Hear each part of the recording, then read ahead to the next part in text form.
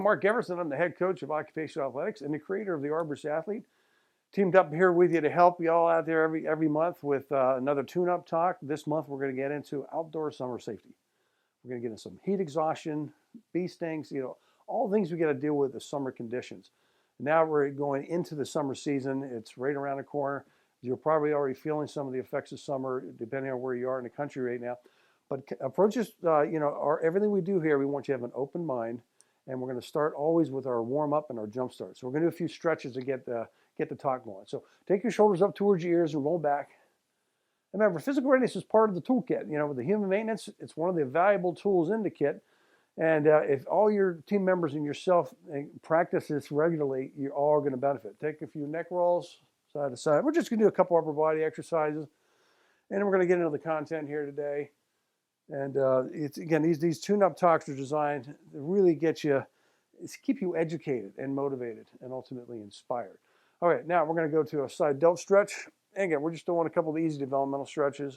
And I'll do a couple dynamic warm-ups, and then we'll get into the content. All right, good. Other side, bring it around and hold. And we always look at the body parts that are associated with the physical demands with your jobs. And that's why physical readiness helps with all the different demands that you have out there. Shake them out. And let's just get some blood flow going on, a little dynamic warm-up, little arm swings here, back and forth. Get those rear delts and shoulders opened up.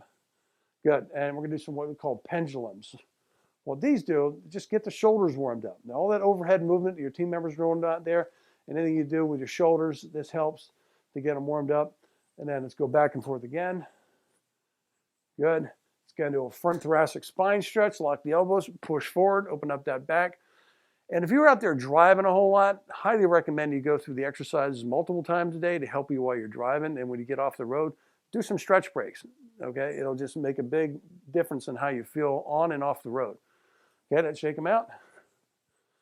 Good. And let's just do one more exercise. Take your hands behind your head. Press your elbows back behind your head as far as you can. You all know this is going to open up your chest and the rear deltoids.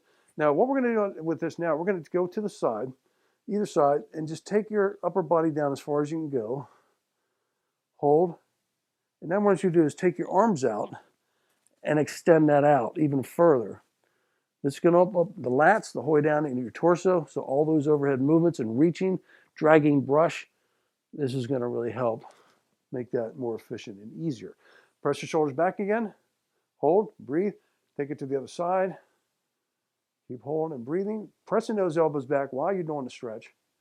Now take the arms, push them out, and go into the stretch a little further. Now I'm really going to open that up and stretch that out, that area. And that's an important area of the body when you're doing physical, any kind of demand you got on your body out there. You're going to back up and shake it out. A couple deep breaths. Inhale for one. Always wrap up with these tune-up talks and little stretch breaks. With a deep breath, one more time, bring it up, release it, shake it out, give your team member a high five today. Let's get into the content, outdoor summer safety. Here we go, team. Okay, Arborist athletes, here we go. Probably the most important subject we could get into with a tune-up talk today is outdoor summer safety. And with this, we're going to break it down into three categories for you. And my colleague Lori is going to take you through the majority of the slides today, but I'm going to get a jump start. I'm going to talk about some heat-related illness. Lori will get into hydration and harmful summer bugs and plants. Let's first talk about heat-related illness. Now, there's three categories. You have mild, which is heat cramps. I've experienced these in my life, and perhaps you have. Moderate, where you get into more of the heat exhaustion. And then severe is a heat stroke. So I'm going to share a story about a heat stroke. One of the colleagues that worked for me several years ago experienced this. He was on the job, working extreme heat. He passed out on the job. Fortunately, a colleague was there with him and called 911. When EMS showed up in the ambulance, they decided we have to lifeline him to the local hospital. He got lifelined. This is how severe it was. Landed in the ICU for over a week trying to recover from the heat stroke. From that heat stroke, he had permanent brain damage and loss of body function. Still to this day, that's how it affected him. So the problem was he just did not pay attention to the symptoms. He just kept working through it and just, he was a very hard worker.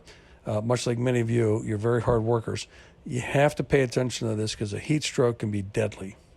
So I'm going to have Lori take over, and she's going to take you through the rest of the deck. And I'm going to close it out and just make sure you have an open mind with what you're going to hear today, and allow this content to soak in and really help you to be safer and be aware of yourself every single day you take to the field. Whether it's work, home, or play, you're an arborist athlete. You got to take care of you.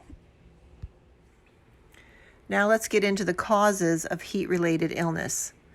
Heat-related illness is primarily caused by the body losing a large amount of salt and water from physical exertion and heavy sweating. Heat illness can also occur when water is replaced, but salt and/or potassium, electrolytes, are not replaced. Now, what are the signs and symptoms of heat cramps? It's muscle cramping and spasms in the abdomen, arms, shoulders, and calves that are brief, they're intermittent, and they're involuntary. Now, if you have heat exhaustion, what are the signs and symptoms? Excessive thirst, confusion, dark-colored urine. You want your urine to be light.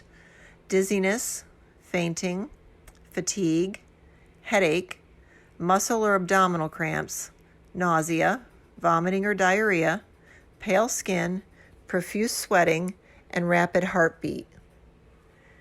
Now, when we get into heat stroke, this is a big deal. So these are the signs and symptoms. A fever of 104 or higher, throbbing headache, dizziness and lightheadedness, lack of sweating despite the heat, red, hot, and dry skin, muscle weakness or cramps, nausea and vomiting, rapid heartbeat, which may be either strong or weak, rapid, shallow breathing, behavioral changes such as confusion, disorientation or staggering, seizures, and unconsciousness. Heat stroke is a medical emergency. It's a big deal. Call 911 immediately and give first aid until paramedics arrive.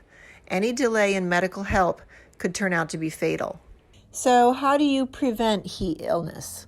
Well, start by staying hydrated and replace salt and minerals using a company-approved drink.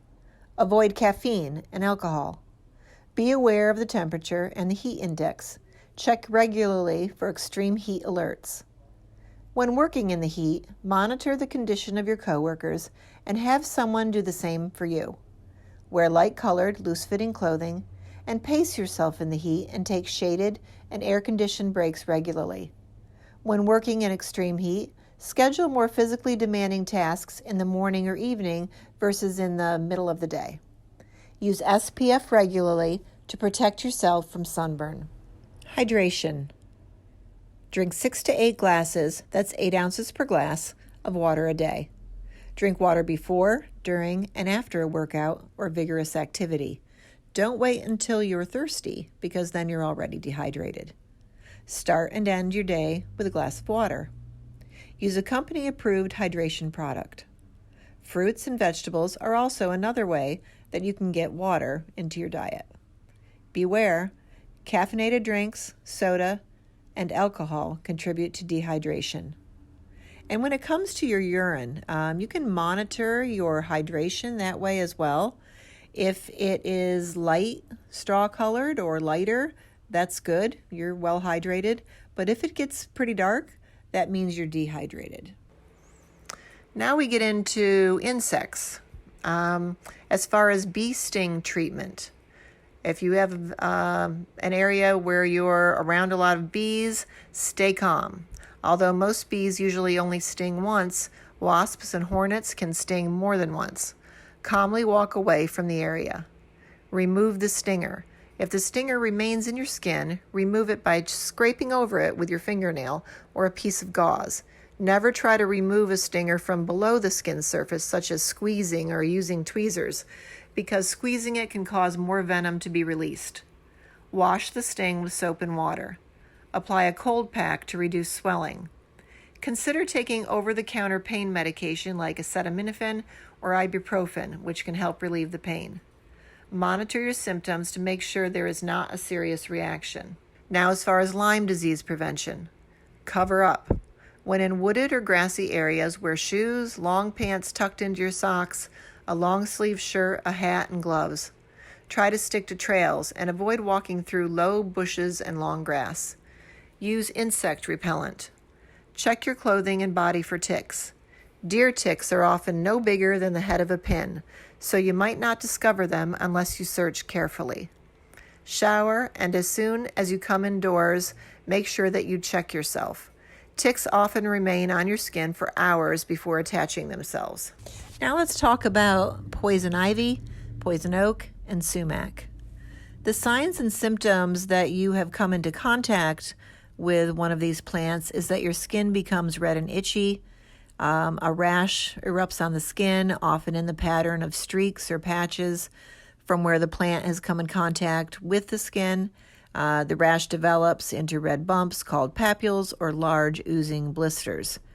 As far as treatment, if you know that you've come into contact with one of these plants, if you have access to soap and water, you can wash quickly, and it will help to either wash it off or make it not affect you as much. If you could take a whole shower, that'd be great. Or if you can just wash your hands and arms, that will really help.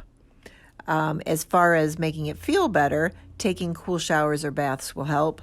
Applying an over-the-counter lotion such as Zanfel will help relieve the itch. And for severe reactions or those that involve mucous membranes, such as the eyes, nose, mouth, and genitals, you may need medical attention and a prescription drug, such as prednisone, to help control the reaction. Now, just what you just heard, that content is very valuable, as we all know. We're in that season right now, and take this very seriously, team, because I got to tell you, I've seen the effects of like heat stroke. I had a friend that had one. Horrible effects of that. So this stuff is real. You already know that. Some of the stuff you already have, practice it yourself. And then pass it on to all your team members. The more they know, the more you know. Safety gets better, we reduce the risk, and we have a better workforce. So at the end of the day, again, it's human maintenance. Don't wait until you break, whether it's an injury, an accident, heat-related issues, bee stings, it doesn't matter. It's all part of the maintenance. Prevent it, then you don't have to deal with the after effects. So remember, we're athletes in life. Every day is a game day. Have a safe and healthy day.